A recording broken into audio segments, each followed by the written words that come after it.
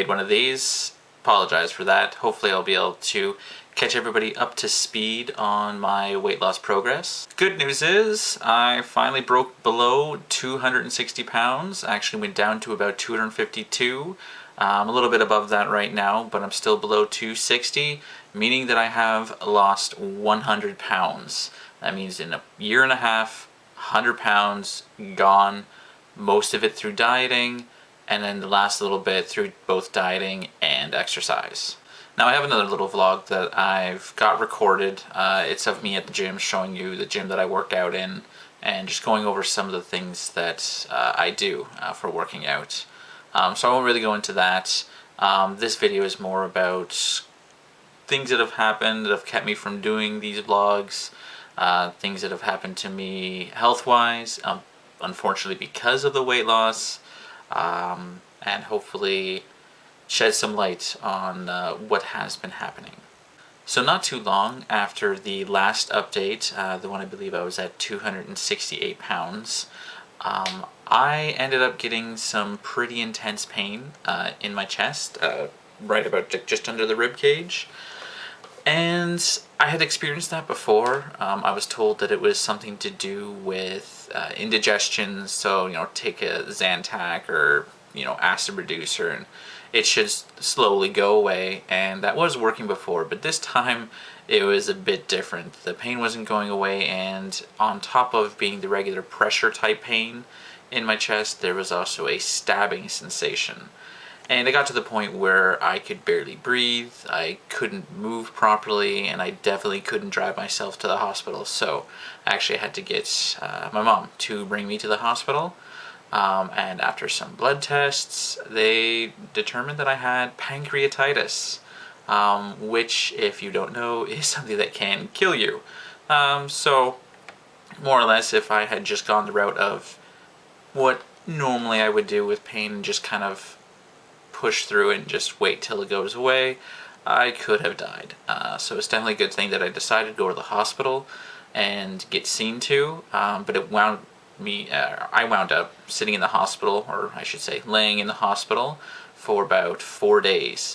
No food, no water, due to the fact that I needed to get everything out of my system and make it so that my pancreas wasn't working, make it so that my gallbladder wasn't working, make it so that I wasn't going to continue inflaming my pancreas.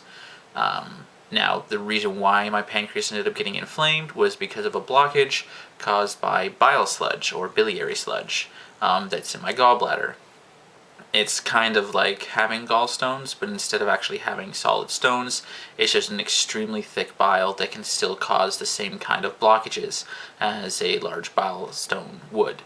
So that's what we ended up determining that was causing my issues. That's basically what had been causing all of my pain that I've had in the past. Anytime I ate too much of a fatty food, or I ate fatty foods late at night, I would wake up and I would have this terribly intense pain, and it would take like a Tums or something like that and a Zantac to kind of calm myself down and allow me to get back to sleep.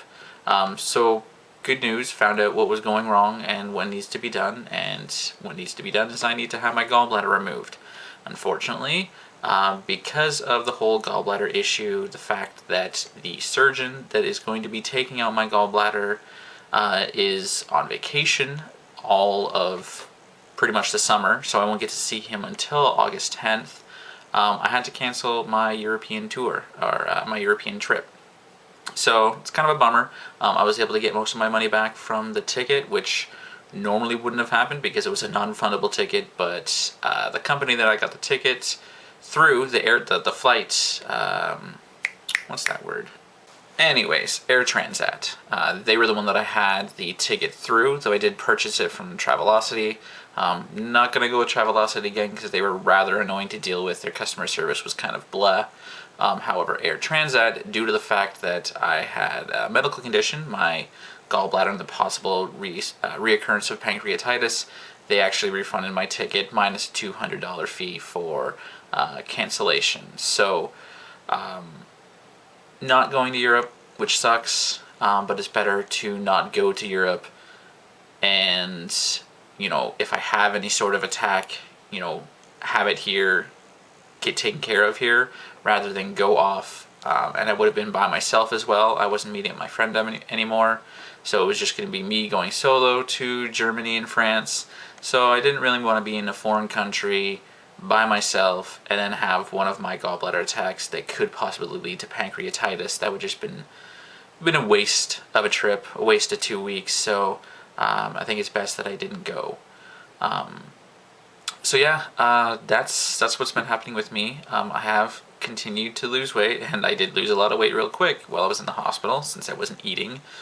But yeah, so from what I can tell and what I've read and researched is biliary sludge can be caused by a rapid weight loss, or like weight loss in general, like a large amount. So I'm thinking that's probably what caused it.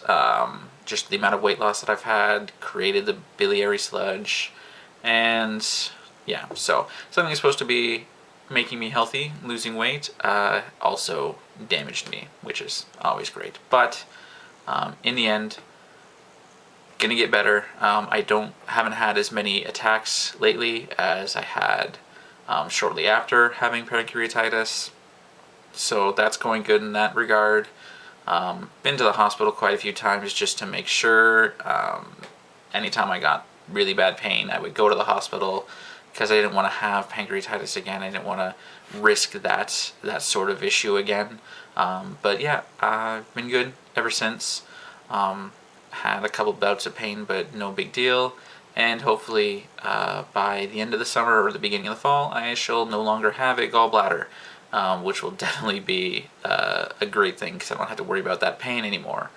There are things that you do have to take in consideration once you have your gallbladder removed, but I'm not too worried about that. I'd rather have those things to worry about than having this constant, oh my god, is this piece of, you know, pizza gonna cause a flare-up and the gallbladder attack, or is this ice cream cone gonna do the same thing? So it was kind of really frustrating because even though yes, I am losing weight, so I don't want to be eating all that stuff, I do want to be able to treat myself.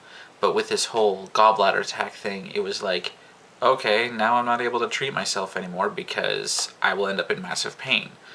Gaining a pound or two here or there is no big deal, but dealing with the amount of pain that I was going through, which apparently is comparable or worse than childbirth, natural childbirth. I'm just taking the word of a woman that has had both pancreatitis, gallbladder attacks, and natural childbirth. So, you know, don't come at me saying it's like, oh, you don't know what childbirth is. No, this is straight from someone that knows all about it.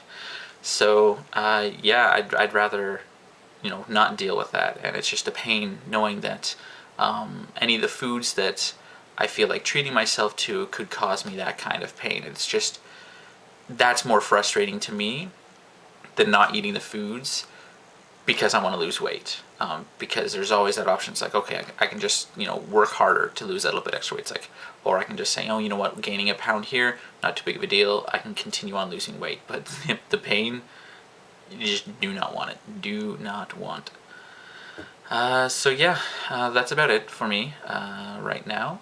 Like I said, lost over 100 pounds, so woohoo, awesome. And I plan on losing more. I go over that a little bit more in the video that I took at the gym that I was at, so I'll leave that to be explained in that video. Alright, that's it. Take care, guys.